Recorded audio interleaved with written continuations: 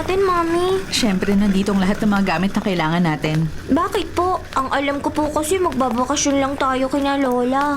Hindi tayo magbabakasyon. Doon na tayo titira. Bakit po, Mami? Hindi na po ba tayo babalik dito? Iiwan na po ba natin si Daddy? Princess, pwede bang huwag ka nang magtanong? Basta aalis na tayo ngayon at hindi na tayo babalik kahit kailan.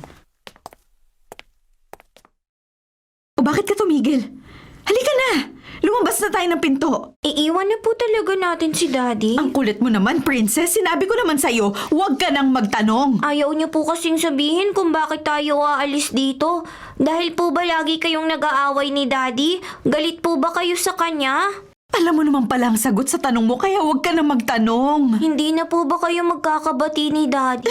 Pwede ba tigil-tigilan mo ng kakatanong mo sa akin dahil hindi mo rin naman maiintindihan ang mga sasabihin ko? Pero Mami, gusto ko po munang magpaalam kay Daddy. Paano ka pa magpapaalam sa daddy mo? Kita mo namang himbing na himbing pa ang tulog niya at nakabulagta siyang parang patay sa sahig. Gigisingin ko po siya, Mami. Huwag na! Hayaan mo na lang siya dyan. Umalis na tayo. O ano bang itinatanga mo dyan? Tayo na, bilisan mo. Mami, gusto ko pong magpaalam kay Daddy. Sinabi ng wag na eh, ang kulit mo talaga. Mami, hindi niyo na po ba love si Daddy? Oo, hindi ko na siya mahal dahil wala siyang kwentang tao. Kung ayaw niyo po sa kanya, love ko pa rin si Daddy. Kaya hintayin ko siyang magising. Ang tigas talaga ng ulo mo. Gusto mo bang kalagkarin kita palabas? Please, Mami, gusto ko pong makausap si Daddy. Daddy, buti naman po nagising na kayo. Ah, sino ka? Daddy, hindi niyo na po ko kilala. Bakit, Daddy? Lasing po ba kayo? Anong sinasabi mong bata? Bakit nasakit ng ulo ko? Paano hindi sasakit ang ulo mo? Nagpakalasing ka na naman ng husto. Para kang mauubusan ng alak, hindi ka na sana nagising pang hudas ka. Teka, ikaw, sino ka rin ba? Ano bang pinagsasabi mo, ha? Bangag ka na rin ba? O baka naman bitin ka pa. Marami pang alak, oh. Ayan, oh, nasa estante. Laklakin mong lahat yan. Sige, magpakalasing ka uli. Bakit ka ba nagagalit at sino ka ba talaga? Sino nga ba ako at nasan ako? Anong lugar to? Yan ang epekto ng alak. Hindi ka na lang bangag, nababaliw ka na rin. Daddy, ano po bang nangyayari sa inyo? Halika na, Princess. Umalis na tayo. Teka, hindi ko talaga alam kung sino ako at kung sino kayo. Pwede bang pakiliwanag? Teka lang, uy, Ale! Sandali lang po, Mami. Kakausapin ko lang po si Daddy. Sira ulo ng daddy mo, kaya huwag mo na siyang kausapin. Daddy! Daddy! Daddy! Tinatawag niya akong daddy. Anak ko ba siya? Pero bakit hindi ko siya kilala? At hindi ko rin kilala ang babaeng yun. Asawa ko ba siya? At bakit ganun na lang ang galit niya sa akin? Ano nagawa kong kasalanan? At sino rin ba ako? Bakit hindi ko kilala ang sarili ko? Ano ba nangyari sa akin?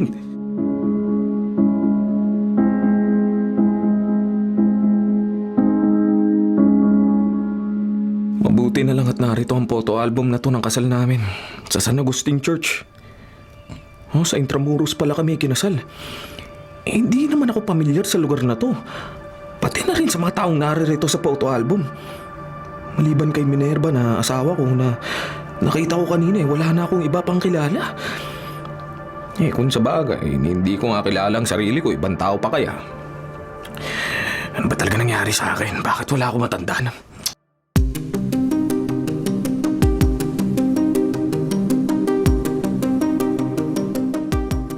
Desidido ka na ba talagang makipaghiwalay sa asawa mo? Bahala na po, Mama. Umalis na ako doon kaya paninindigan ko na lang po ito. Alam mo, Minerva, normal lang naman sa mag-asawang mag-away pero hindi ko inaasahang hahantong kayo sa ganito. Ayoko rin naman pong mangyari to. Pero hindi na po ako makatagal sa harap-harapan niyang panloloko sa akin. Sigurado ka ba talaga? Meron ka bang ebidensya? Kalat na kalat sa buong opisina ang ginawa niyang katarantaduhan. Dati rin ako nagtatrabaho roon at mismo ang dati kong kasama nang nagsasabi sa akin. At ang masakit nito, kaibigan ko pang pinatulan niya. Ay, hindi pa rin ako makapaniwala. Wala kasi sa pagkatao ni Gabriel ang gumawa ng ipinaparatang mo sa kanya. Hindi ganun ang pagkakakilala ko sa kanya. Tama po kayo, Mama. 3 taon kaming magkasintahan at 7 taon na kaming kasal. At sa loob ng 10 taon, ngayon lang siya nagloko. Pagkatapos, itinatanggi pa niya. Kung inamin na lang sana niya kaagad sa akin, baka napatawad ko pa siya. Sigurado ka ba talaga? Paano kung chismis lang palang nasagap mong balita? Ibinenta niya ang kotse niya at isinanla niya ang bahay namin. Kung hindi ko pa nabisto, hindi niya sasabihin sa akin. Ganun ba kahigpit ang pangangailangan ninyo para magbenta siya ng kotse at magsangla ng bahay? Hindi kami, kundi ang kabit niya ang may mahigpit na pangangailangan. Malamang na sa malanding kerida niya ibinigay ang pera.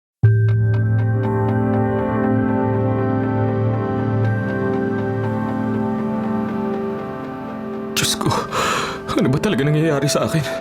Bakit wala akong matandaan? May tumatawag, Hari ang pangalan. Sino naman kaya ang taong to? Hello? Hello pare, kamusta ka na? Sino ka? Ano ka ba naman, Gabriel? Si Harry to. Bakit hindi mo ako nakilala? Pasensya na, pero sa totoo lang, hindi talaga kita kilala. Kahit nga ako eh. At hindi ko rin alam kung sino talaga ako. Ano bang pinagsasabi mo? Asan ka ba? Pwede ba tayo mag-usap ng personal? Okay, sige. Mamaya after office hours, pupuntahan kita.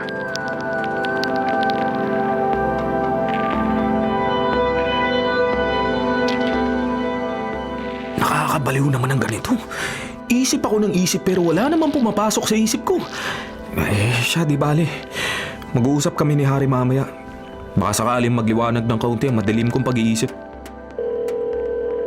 Telepono naman ngayon na nagre-ring. Ay, kung sino man ang tumatawag, sana'y makatulong siya sa akin. Hello?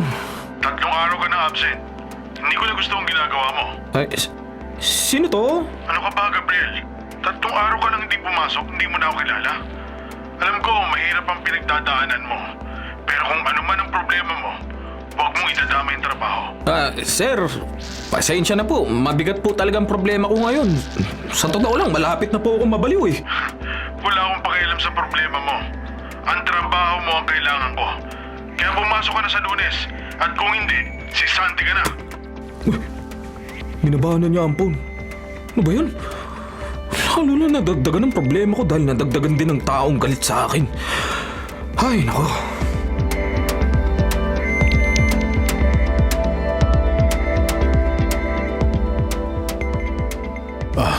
Kamusta ang buong maghapon mo rito? Hindi ka ba naiinip? Okay lang po ako, sir. Ilang buwan na po ako rito sa condo ninyo kaya nasasanay na po ako.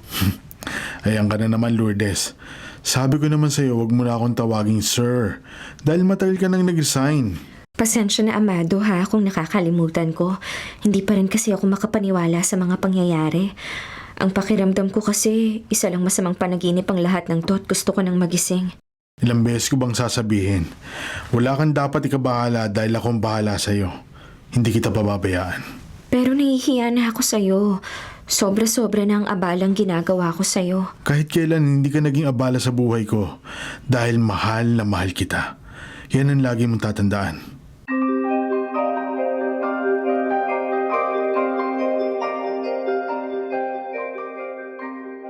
Sandali lang. Paklanto ko, sino ba si Raulong to at gusto pa yata sirayan ng gate? Sino ka ba at anong kailangan mo? Grabe ka, Gabriel! Ang bilis mo nang makalimot! At ikaw pa ang galit! Gayong ikaw may atraso sa akin! Ano atraso ko sa'yo? Ano ba? E di ang pinangako mong kalahating ₱1,000,000? Kalahating ₱1,000,000? Oo! At 3 araw na lang ang natitira sa palugit na ibinigay ko sa'yo. Kaya kailangan ibigay mo sa akin ang halagang iyon sa pagbalik ko. At kung hindi, alam mo na ang mangyayari sa'yo.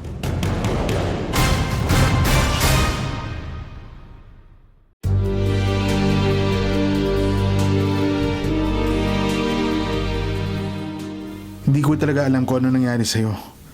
Pero ayon sa kwento mo, isa lang ang nakikita kong dahilan kung bakit nawala ang memorya mo. Baka meron kang amnesia.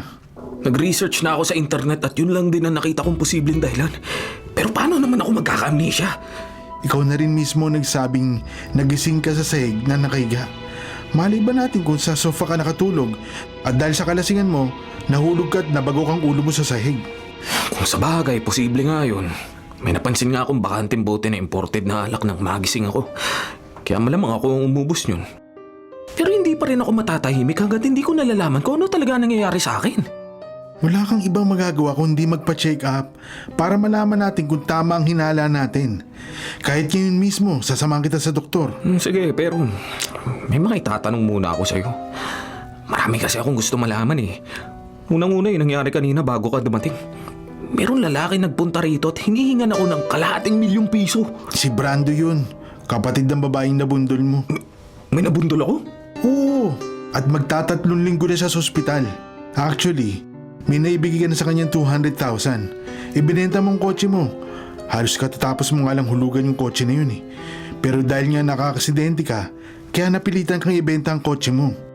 Nakapagbigay na pala ako, bakit hinihingan pa rin niya ako ng ₱250,000? Dahil kulang ang ibinigay mo, kaya nga napilitan kang isanlatong bahay. Bahay? Kaibigan ko ang manager ng bangko, kaya baka bukas o makalawa, marilis na ang cheque mong nagkakahalaga ng ₱250,000. Ganun ba?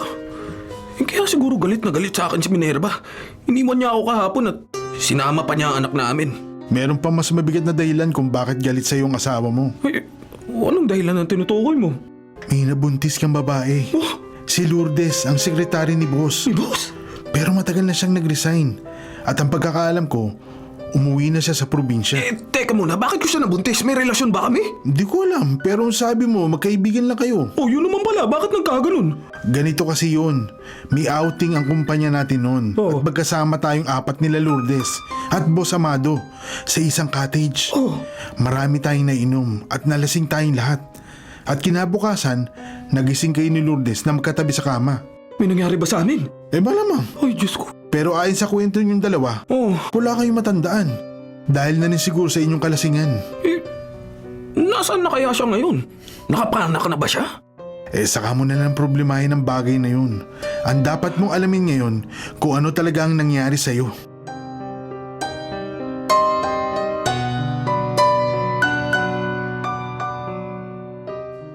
Ano ka mo? Tapos ka nang kumain? Halos walang nabawas dyan sa pinggan mo. Siya nga naman, Apo. Ayaw mo ba ng ulam? Hindi ba masarap?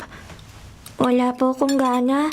Gusto ko po kasing kasabay si Daddy sa pagkain. Namimiss ko na po siya. Kahapon lang tayo lumipat dito na mismo na agad ang hudas mong ama. Ay, huwag ka naman ganyan, Minerva. Hindi mo dapat sinisiraan ang asawa mo sa harap ng anak niyo. Nagsasabi lang ho ako ng totoo, Mama. Kaya huwag ninyong kampihan ang babaero ninyong manugang. Wala siyang kwentang asawa at ama. Bakit po ba lagi niyong sinasabi yan, Mami? Bait-bait nga po ni Daddy. Anong mabait? Demonyo ang daddy mo. Isa siyang halimaw, wala siyang kasing sama. Hindi, Mami. Hindi po totoo yan. Mabait si Daddy. Kayo nga po masungit dahil lagi niyo siyang inaaway at sinisigawan. O ganyan nga, kampihan ang gunggong na yon. Uto-uto ka kasi kaya madali kang maloko ng siraulo mong ama. Tama na yan, ano ba? Huwag kang pumatol sa bata. Sige, pagtulungan niyo ako. Palibhasa, hindi ninyo ako naiintindihan dahil hindi ninyo alam ang pinagdadaanan ko.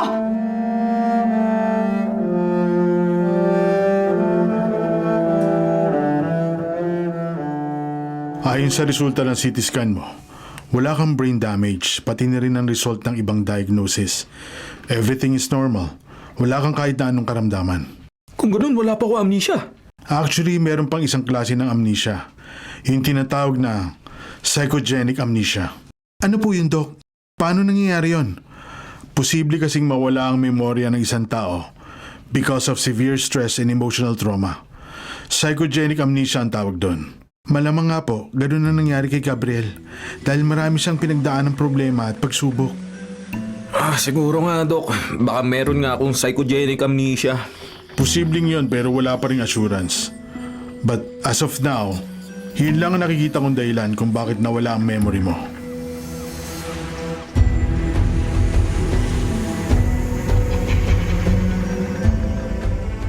Ano? Totoo ba ang sinasabi mo? Yes, sir. Kaya nga for the meantime, hindi pa kaya ni Gabriel na magtrabaho. Aba, hindi pa pwedeng ganun. Kung hindi niya talaga kaya, makakabuti mag-resign na lang siya sa lalong madaling panahon para makahanap ako ng kapalit niya. Don't worry, sir. For the meantime, ako po muna ang gagawa ng trabaho niya. Alam ko naman po yun dahil related din ang trabaho ko sa kanya. Kahit pansamantala lang po muna. Sige. Ikaw ang bahala pero sana naman, habang maaga pa, malaman ko ng status niya para naman mapalitan ko na siya kung kinakailangan.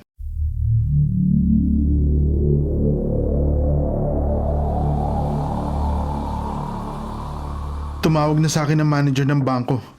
Pwede mo nang kunin ang cheque anytime from now. Kukunin ko na nga ngayon. Babalikan kasi ako ni Brando bukas.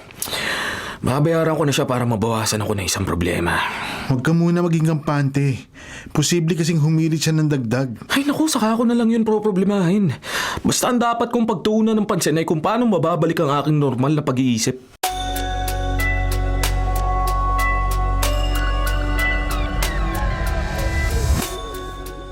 Ganyan, kumain ka ng marami para maging malusog yung magiging anak mo. At lagi ka mag-iingat dahil anytime from now, manganganak ka na. Nahihiya na talaga ako sa'yo. Sabi ko naman sa'yo, wala kang dapat ikahiya. Masaya ako sa ginagawa ko, kaya dapat pa nga akong magpasalamat sa'yo. Mahal kita, Lourdes. At willing akong pakasalan ka para mabigyan ng pangalan ng anak mo. Here we go again. Maungulit ka na naman ba? Ilang beses ko bang sasabihin ang kasal para lang sa 2 taong nagmamahalan? Bakit, Lourdes? Hindi mo ba ako magagawang mahalin? Bigyan mo pa ako ng sapat na panahon. Saka na lang natin to pag-usapan pagkatapos kong manganak. Sige, sinabi mo eh. Nakalaan naman ako maghintay at sana hindi mo na ako biguin.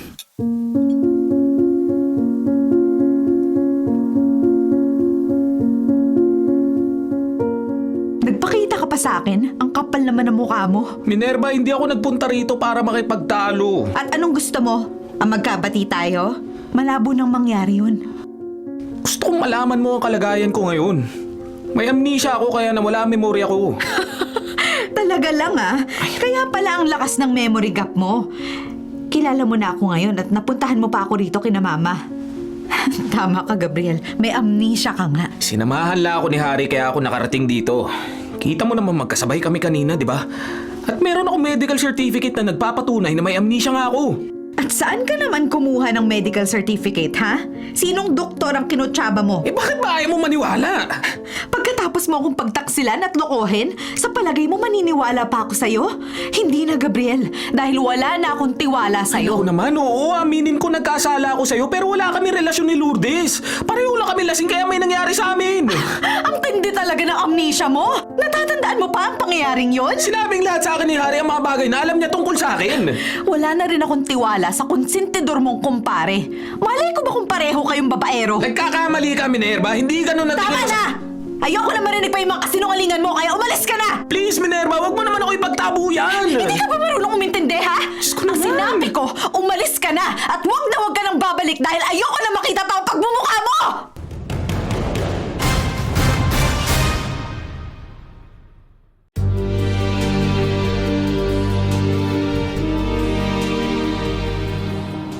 Mabuti naman at hindi na humirit si Brando. Nakita naman natin, di ba? Mga okay na nga ang kanyang kapatid. Baka nga sobra pa, binayad ko sa kanya. Kaya nga eh. 700 din ang nalaga sa'yo. Tapos nakasanla pa ang bahay mo. Okay lang yun. At least nabawasan ako ng isang sakit ng ulo. Kaya sana naman ay maayos ko rin ang away namin ni Minerva. Pinunta mo siya kahapon, di ba? Ano bang nangyari? Yun, ayaw niya akong paniwalaan. Hindi man lang niya tingnan ang dala kong medical certificate eh. Huwag ka mag-alala. Kakausapin ko rin siya. Eh, pare hindi rin siya maniniwala sa'yo eh.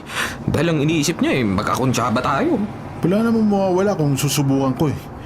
Maghihintay lang ako ng magandang timing. Pero may gusto sana akong itanong sa'yo. Ano yun? Tapatin mo ako, Gabriel. Wala ba talaga kayong naging relasyon ni Lourdes? At isang beses lang bang may nangyari sa inyo? Paano ko sasagutin ang tanong mong yun?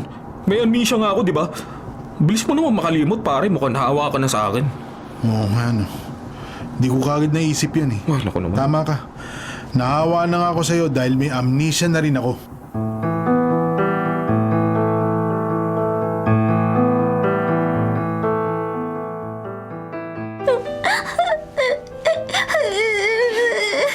Nabibwisit na ako sa'yo, princess, ha? Hindi ka ba talaga titigil sa pag-iyak? Umuwi na po tayo. Gusto ko na pong makita si Daddy.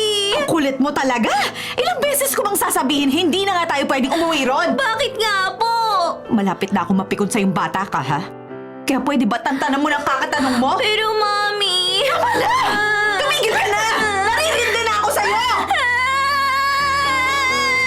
Ba't lalo mo pa rin nilakas yung iyak mo, ha? Nananadya ka ba, ha?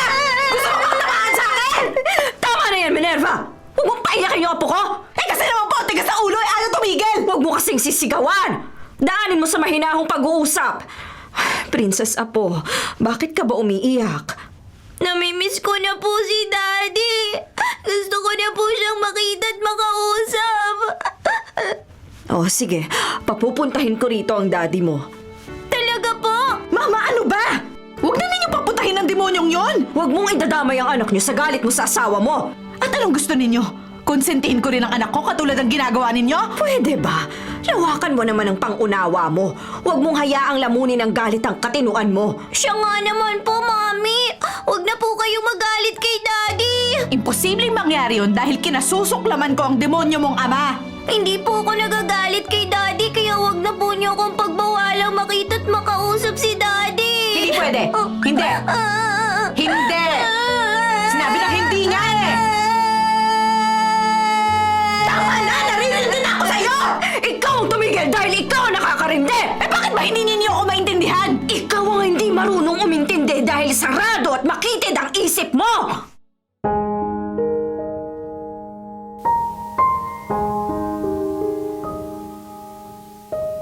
Nung isang araw ko pa kayo hinihintay, Daddy.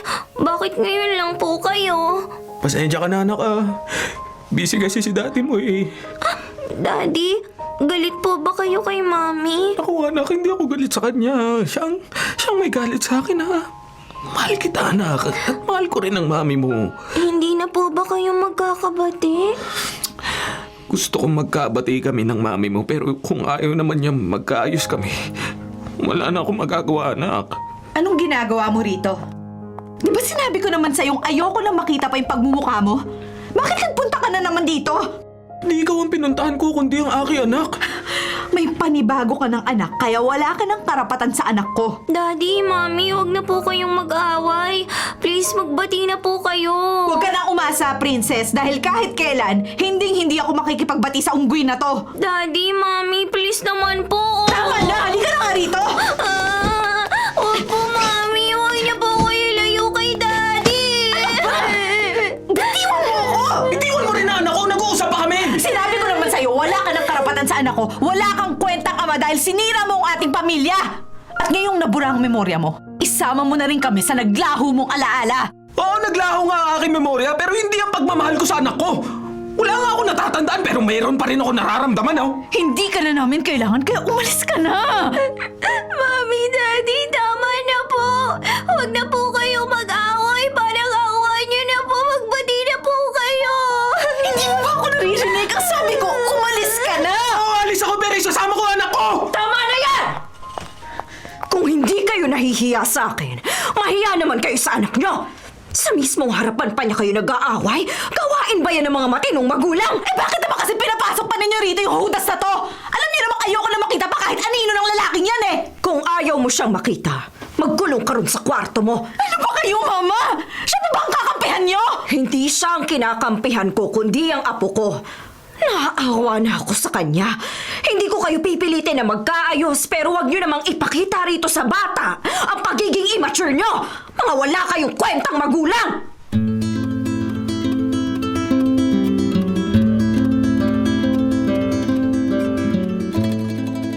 Marahil nga'y naglaho na ang aking memorya pero ramdam na ramdam ko ang pagmamahal na anak ko. At ganun din ako sa kanya.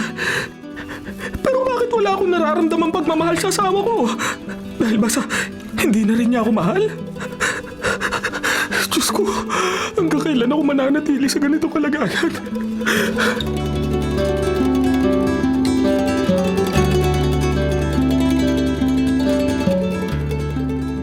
Bakit ba hindi mawala sa isip ko si Gabriel? Kailangan kalimutan ko na siya dahil lalo lang akong masasaktan kung patuloy akong aasa sa isang bagay na kahit kailan hindi naman magiging akin. Mukhang malalim na naman ang iniisip mo ah.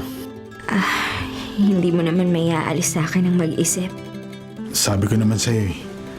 Wala kang dapat alalahanin dahil akong bahala sa'yo. Salamat, Amado. Maraming salamat. Huwag ka muna magpasalamat dahil marami pa akong plano para sa'yo.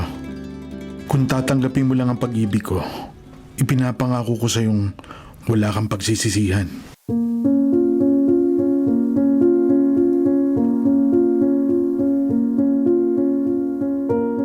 Daan-daan lang sa paglalakad ah. Madilim kasi rito eh. Oo nga eh. Hindi ko nga nakikita ang dinadaanan ko tapos may hila pa ako. Grabe ka kasi. Lakas mong uminom. At madaya ka, Arian. Ang tipid mo uminom kaya ako nalasing. Hindi ako pwede makipagsabayan sa'yo. Dahil magdadrive pa ako. Malayo pa ba tayo? Saan ba ipinirada ang kotse mo? Sa Bandaron pa. Wala kasing ilaw dito sa parking lot kaya madilim. Sige. Aray ko, Diyos ko. Aray. Sabi ko naman sa'yo, dahan-dahan lang sa paglalakad eh. Nadapa ka tuloy. Aray. Sakit talaga.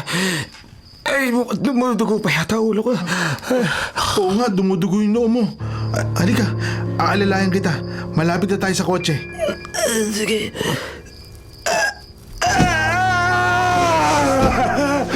Bakit?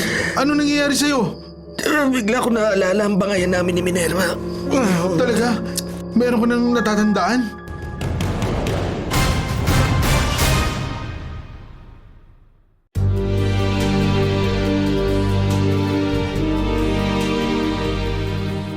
Medyo malaki rin ang putok sa noo mo. Kaya 7 stitches din ang naging tahi. Dito na rin ako natulog sa ospital dahil gusto kitang mabantayan ng gusto. Ay, Diyos ko. Ang sakit ng ulo ko. May over pa yata ako. Ang dami mo kasing nainom kagabi. Kaya nalasing ka at nadapa. Tapos may nabanggit ka sa akin. Ang sabi mo, mayroon kang naaalala. Yung pagbabangayan nyo ni Minerva. Ganun ba? Wala talaga akong gaano matandaan sa nangyari kagabi. Hindi ko na nga ba eh. False alarm lang pala yun. Akala ko pa naman, nagbalik na ang alaala mo. Epekto lang pala yun ng alak. Oo nga eh. Kaya nga, dami ko palang nainom. At nararamdaman ko ang sakit nitong sugat ko. Aray! May niresetang pain reliever ng doktor. Ako na lang ang bibili. At maya-maya lang, pwede ka na lumabas. Oo siya, sige. Naantok pa ako. Gusto ko pa matulog pa eh. Sige, maaga pa naman kaya matulog ka muna uli. Sige. Uuwi muna ako, tapos papasok sa opisina. Mag-half day lang ako at babalikan kita rito. Mag-iingat ka.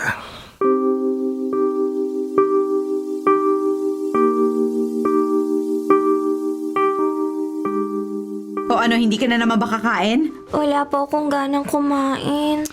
Pwede ba tigilan mo na yung kadramahan mo? Ang bata mo pa, marunong ka na magrebelde? Hindi po ako nagre-rebelde. Wala lang po talaga akong ganang kumain. Okay, fine. Madali akong kausap. Hindi naman ako magugutom kundi ikaw. Kaya bahala ka sa buhay mo. Galit na rin po ba kayo sa akin? Oo, nabibuisit na ako sa'yo. Kaya umalis ka na sa harapan ko. Bakit po ba kayo nagagalit sa akin? Ano po bang kasalanan ko sa inyo? At nagtatanong ka pa? Hindi ka lang pasaway, kundi sobrang arte mo na rin. Palibhasa, nagmana ka sa tatay mong siraulo. Hanggang kailan po ba kayo magagalit kay Daddy?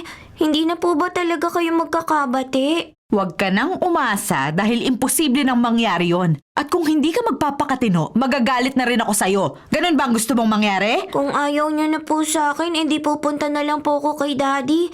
Siya pong gusto kong makasama dahil hindi niya ako sinusungitan. Ah, ganun? Masungit ang tingin mo sa akin? Ayun po kasi yung pinapakita ninyo eh. O sige, ipapakita ko sa'yo kung gaano ako kasungit. Aray ko po, Mami! Bitawan yung tenga ko! Pipingutin ko talaga yung tenga mo dahil makulit ka. Itong bagay sa'yo. Aray! Aray! Tawa na po, Mami! Tama na! Tumigil ka na!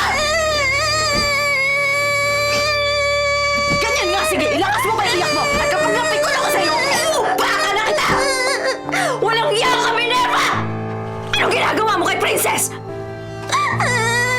Lola, biningot po ni Mami ang tenga ko! Sige, ganyan na. Magsumbong ka sa lola mong konsentidor. Sumusobra ka na, Minerva! Hindi ko na mapapalagpas ang ginagawa mong pananakit sa apo ko! Bakit, Mama, ha? Gusto niyong iganti ang spoiled ninyong apo? Sige, gumanti kayo at ako naman nasaktan niyo! Huwag mong ubusin ang pasensya ko dahil masasaktan ka na talaga sa akin! Sige, gawin niyo! Saktan niyo ako dahil pare-pareho lang kayong nananakit sa akin! Tawagan ninyo si Gabriel, papuntahin niyo rito at pagtulong-tulungan ninyo akong patayin sa sama ng loob!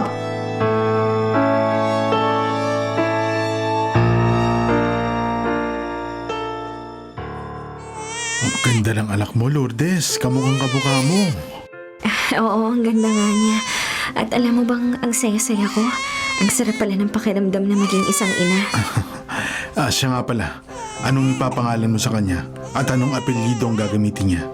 Hindi pa ako sure kung anong ipapangalan ko sa kanya. Pinag-iisipan ko pa, pero sure na akong apelido ko ang aking gagamitin. Ayaw mo bang gamitin ang apelyido ko? Pwede naman yon kung ikaw ang ama ng anak ko. Pwede ba yun? E di palabasin natin ako ang ama ng anak mo para magamit niya ang apelyido ko. Amado, Mahal kita, Lourdes. At willing akong ibigay sa iyo ang apelyido ko. Hindi lang sa iyo, kundi pati rin sa anak mo. Nakapanganak ka na, kaya siguro naman, pwede na natin pag-usapan ng tungkol sa bagay na to. Magpakasal na tayo.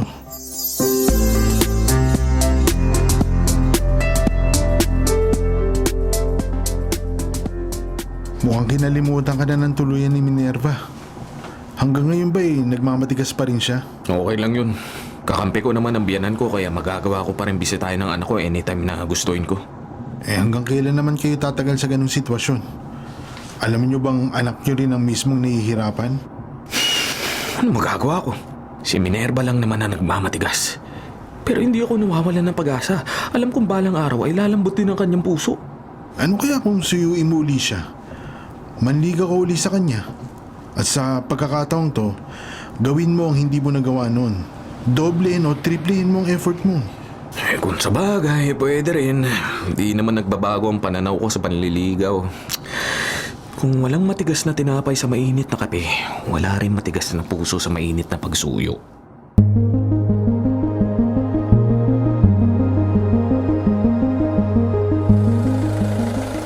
Aba, may pumaradang van sa tapat ng bahay natin. Mukhang tayo po ang sadya. Halika sa labas at tingnan natin. Anong kailangan nyo? Dito po ba nakatira si Minerva Arevalo? Ako yon, bakit? May delivery po kasi para sa inyo. Papabukas na lang po sana ng gate para may pasok namin sa loob. Ay, ano bang ide-deliver ninyo? Mga bulaklak po. Meron nagpadala kay Ma'am Minerva. O sige, pasok nyo na. Dalhin nyo na raw rito sa loob ang mga bulaklak. Ingatan ninyo mabuti Teka muna, bakit ang dami naman yata niyan? Hindi naman kami magtatayo ng flower shop. Yun po ang pinadala niya. Tigi-isang dosenang red roses, white roses, yellow roses, pink roses, tsaka po violet roses. Tsaka ito nga pong card basahin na lang po ninyo para malaman ninyo kung kanino galing. Akin na nga, napasahin ko. I love you, Minerva. I want to start all over again. Will you give me another chance? Gabriel. Aba, ang galing din naman talaga ng unggoy na yun. Akala siguro niya madadala niya ako sa bulaklak. Sige, isauli ninyo sa kanya mga bulaklak na yan. Abay, bakit mo isusoli? Hindi ba rose ang paborito mong bulaklak? Tama po kayo, yan talagang paborito ko. Pero hindi ako madaling utuin katulad ng iniisip niya. Hindi ka niya inuuto. Sinusuyo ka lang ng asawa mo kaya wag mo yung masamain. Pareho na rin ho yun. Minsan na kasi niya ako nabola kaya hindi na niya uli magagawa yun. Kung ayaw mo na mga bulaklak na yan, di sa akin na lang. Pwede ba, Mama? Huwag na kayong makialam. Kaya isusoli ko ang bulaklak na yan. At ako mismo ang magsusoli at ihahampas ko sa makapal niya muka. Hanggang kailan, Minerva? Hanggang kailan mananatiling sintigas ng bato ang puso mo?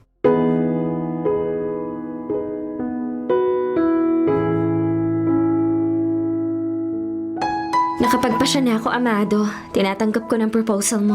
Dalaga, Lourdes? Hindi ka nagbibiro? Seryoso ako at matagal kong pinag-isipan yon.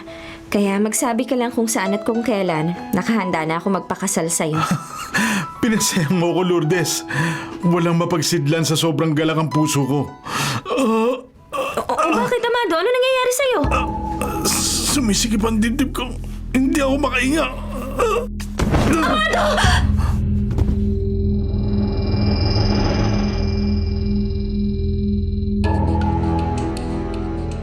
Ano? Nasa ospital si Sir Amado? Oo, inatake siya sa puso. At si Lourdes na nagbabantay sa kanya. Bakit si Lourdes na nagbabantay sa kanya? Akala ko ba umuwi siya ng probinsya upang doon manganak? Yun din ang akala ko eh. Pero kinupkup pala ni Sir si Lourdes. At nakapanganak na rin siya. Ganun ba? Kamusta naman ang anak niya? Anak niyo, Gabriel. Ewan ko, Hari. Ayaw ko muna isipin ang bagay na yun. Tama ka. Kalimutan mo muna yon dahil may importanteng sasabihin sa atin ng boss natin. Ipinatatawag tayo. Pati na rin si Minerva. O bakit kasama pati si Minerva? Ewan ko, di ko alam. Baka meron siyang ibibilin. Bakit malala ba ang lagay ni Sir? Siguro nga. Ganun na lang kasi ang pagnanais niya makausap tayo ng sabay-sabay. O ano, ikaw ba ang mag-aabiso kay Minerva? Ako, ikaw na lang pare, hindi kami magkaayos eh. Sige, kakausapin ko siya. Teka nga lang pala. Alam mo, bigla ako na-curious eh. Ano kayang gustong sabihin sa atin ni Sir Amado?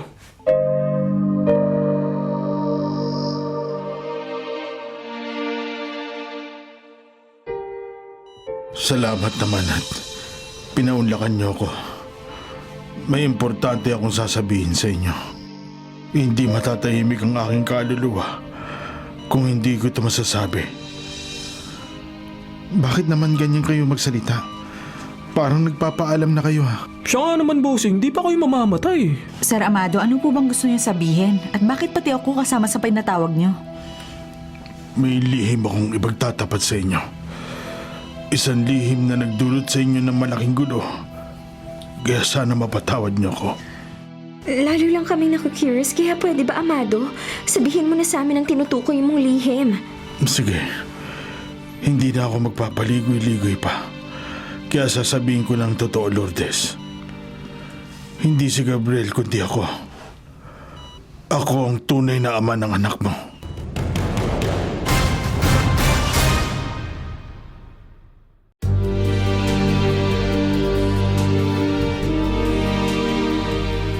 Totoo ba ang sinasabi mo? Oo, yun ang totoo. Paano po nangyari yun, Sir? Nang gabing nagiinuman tayong apat sa cottage, nilagyan ko ng pampatulog ang beer na iniinom nyo. At na makatulog kayong tatlo, pinagsamantalahan ko si Lourdes. Ano?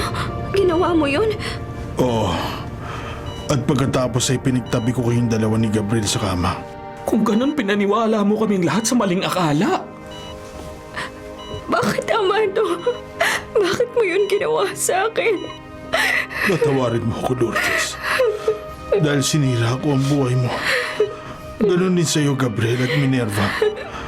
Patawarin niyo ako. Nawasak ang pamilya niyo dahil sa aking kalokohan.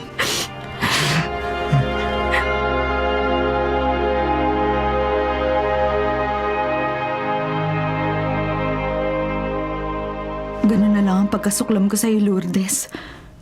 Hindi ko alam na mali palang pinaguhugutan ko ng galit. Patawarin mo ako. Wala kang kasalanan. Lahat naman tayo na biktima ng maling akala. At gusto ko ring humingi ng tawad sa'yo, Minerva. Dahil minsan ko na ring pinagnasaang maangkin ng asawa mo. Kalimutan mo na yun.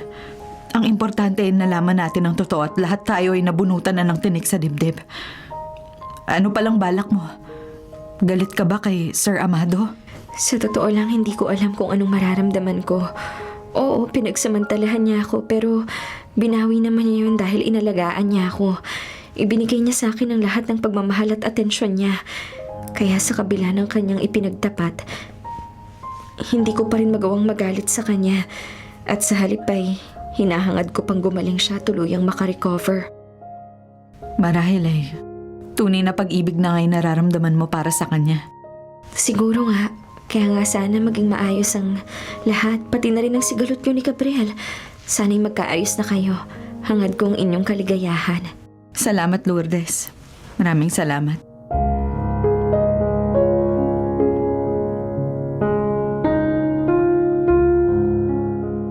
Ibang klase rin naman si Sir Amado.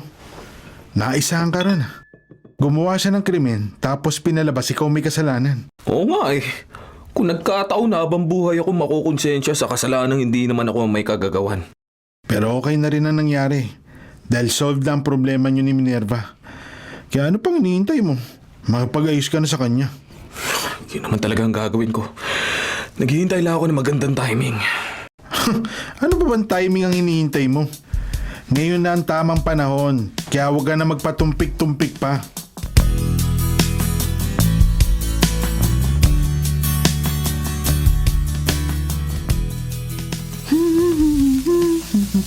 Aba, mukhang masaya ka. Pakanta-kanta ka pa habang nagluluto. Ganado po talaga ako magluto ngayon, Mama. At mamaya lang, ganado na rin po akong kumain. Gusto mo bang papuntahin ko rito si Gabriel? Sasabihin ko sa kanyang dito na siya mag-dinner. Huwag na po, Mama. Hayaan na lang po nating siyang magkusa. Bakit naman siya pupunta rito kung walang mag-iimbita? Kusa naman po siyang pumupunta kapag dinadalaw niya si Princess, hindi ba? Ayaw nga magpapigil. Sus, kunwari ka pa. Gusto mo lang yatang patuloy kanyang suyuin. Of course not! Ano bang pakialam ko sa unggoy na yun? Ay naku, Minerva, masyado kang obvious. Huwag ka nang magkunwari dahil halatang halata namang kinikilig ka dyan.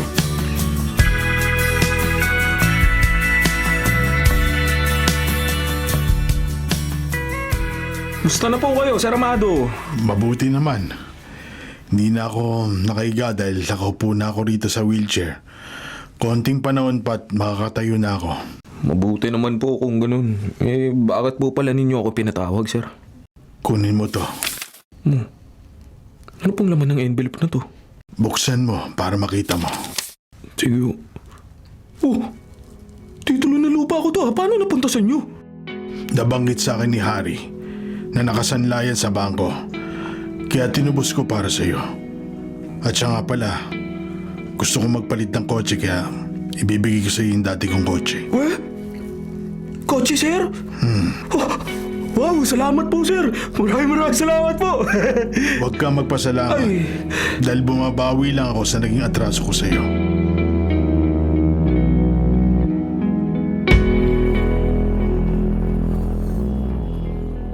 Talaga po, darating po si Daddy ngayon. Oo naman, at mamamasyal tayo sa Manila Zoo. Pagkatapos, pupunta tayo sa lahat ng gusto mong puntahan. Yay! Makakasama ko na naman si Daddy! Natutuwa ako nakikita kayong masaya. Kaya naman masaya na rin ako para sa inyo. Sasama po ba kayo sa pamamasyal namin? Abay, syempre naman. Minsan-minsan lang ang ganitong okasyon. Palalagpasin ko ba ito? Nakong tagal naman ni Gabriel. Aba, ang laking cake naman yan. Halos hindi na magkasya sa likod ng pickup na sasakyan. Ayun po si Daddy, oh! Kinakawayan tayo! Tayo na sa labas at tingnan natin ang cake. Happy birthday, Minerva! Nagustuhan mo ba? Ang laki naman ng cake na to at kahugis pa ng mukha ko. Ang mahal siguro na nagastos mo rito. Mahal ko rin naman ang pagbibigyan ko nito kaya dapat very special talaga. Mahal na mahal kita, Minerva. I miss you so much. I miss you more. Dahil mahal na mahal din kita, Gabriel.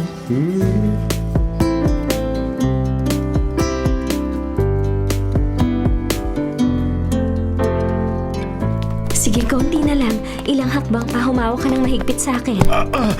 Oo, yan. 3 hakbang na lang. Ayos, nakarating tayo. Hiningal ako ron ha. Ayos lang yon. Ang importante, nakakalakad ka na. Konting practice at syaga pa. At makakalakad ka ng mag-isa. Oo, pipilitin ko talaga makalakad dahil sa pangako mo. At sana tumupad ka. Oo naman. Sa oras na nakakalakad ka ng mag-isa, magpapakasal na tayo.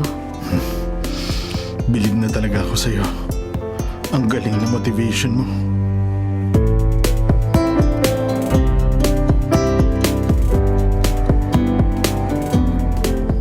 Bakit parang hindi ka masaya? Anong hindi? Sobrang saya ko nga dahil nagkasundo ulit tayo. Muling nabuo ang ating pamilya. Natubos na rin ang pagkakasanla ng ating house and lot. Tapos may kapalit na rin ang naibenta kong kotse. Pero bakit parang ang lalim pa rin ang iniisip mo? May isa pa kasing hindi natutupad sa akin na asam eh. Di ko talaga alam kung kailan magbabalik ang aking memorya. Huwag ka mag-alala. Malay ba natin, bukas pagising mo, maging normal na uli ang lahat.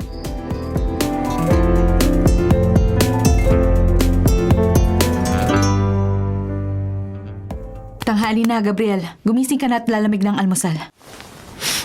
Minerva? Ikaw nga ba yan? Ako nga. Bakit parang nagtataka ka pa? Teka muna. Bakit naririto ako sa kama? Siyempre, dito ka sa kama natulog, kaya dito ka rin magigising. Ganun ba? Paano nangyari yun? Hindi ka na ba galit sa akin? Bati na ba tayo? Ano ka ba, Gabriel? Ginugood time mo ba ako? Hindi ako nagbibiro dahil ang pagkakatanda ko ay nag-away pa tayo kagabi pagkatapos natin magapunan. Nagbandaan mo pa nga akong iiwanan mo ako dahil galit na galit ka sa akin. Tapos ay nag-inom ako. Ang dami ko ang nainom kaya sa sofa ako nakatulog. Bakit dito ako sa kama nagising? Seryoso ka bang talaga? Wala ka bang natatandaan sa mga nangyari? Nangyaring ano? Hindi mo ba alam na inatake sa puso si Sir Amado? Wala akong maalala. Hindi mo rin ba alam na nanganak na si Lourdes at si Sir Amado pala ang tatay ng anak niya? Wala rin. Ano? Wala kang natatandaan sa mga nangyari sa loob ng 3 linggo? Ang alam kong natatanda ang mga pangyayari ay naka-aksidente ako kaya naibenta ko ang kotse at naisanla ko ang ating house and lot. Oh my gosh. Magaling ka na, Gabriel. Wala ka ng amnesia. Ano? Nag-amnesia ako? Oo, halos 3 linggo kang may amnesia. At magaling ka na dahil bumalik na ang alaala mo. Ha? Pero bakit wala akong matandaan sa loob na nakaraang 3 linggo? Ganun daw talaga ang amnesia. Kapag gumaling ka na, yung mga nangyari naman habang may amnesia ka, ang makakalimutan mo. Alam ko na. Siguro ay hindi talaga amnesia yun dahil natatandaan ko pa ang panalangin ko noong gabing yun. Diyos ko, malapit na po ako mabaliw dahil sa mga problema hinaharap ko. Lagi na po kami nag-aaway ni Minerva at pakiramdam ko ay malapit na kami maghiwalay. Dahil nakabuntis ako ng ibang babae at na-aksidente rin po ako. At malaking pera ang kailangan ko kaya naibenta ko ang sasakyan ko at naisanla ko rin ang house and lot. Hindi ko na po alam ang gagawin ko, Lord. Hindi ko naman po ito maaaring takasan pero may isa lang po ako hinihiling sa inyo. Kung maaari po sana bukas sa aking pag-gising ay makalimutan ko ang lahat ng ito.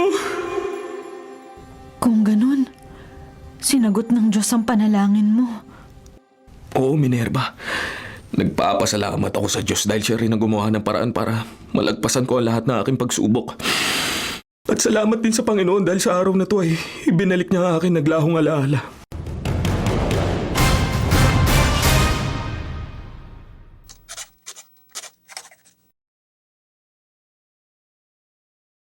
Mga kapatid, ito po ang inyong kapatid na si Lord De Vera. Nagsasabing, sana dito na tayo sa totoo.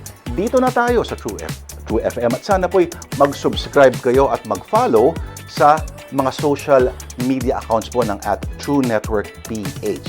Sa Facebook, Instagram, sa X, sa YouTube, sa TikTok, at sa mga podcast. Sana po, dito na tayo sa totoo, mga katrupa.